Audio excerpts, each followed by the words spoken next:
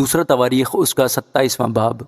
یوتام 25 برس کا تھا جب وہ سلطنت کرنے لگا، اور اس نے 16 برس یروشلم میں سلطنت کی۔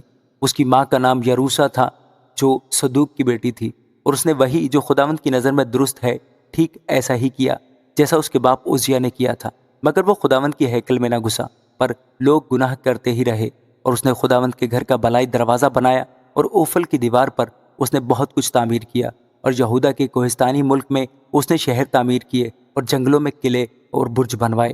وہ بنی امون کے بادشاہ سے بھی لڑا اور ان پر غالب ہوا، اور اسی سال بنی امون نے 100 قنطار چاندی اور 10,000 کر گیہوں اور 10,000 کر جو اسے دیے، اور اتنا ہی بنی امون نے دوسرے اور تیسرے برس بھی اسے دیا۔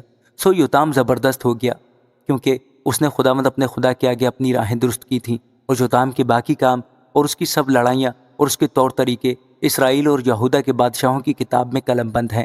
وہ 25 برس کا تھا جب سلطنت کرنے لگا، اور اس نے 16 برس یروشلم میں سلطنت کی۔ اور یوتام اپنے باپ دادا کے ساتھ سو گیا، اور انہوں نے اسے داؤد کے شہر میں دفن کیا، اور اس کا بیٹا آخز اس کی جگہ بادشاہ ہوا۔ آمین۔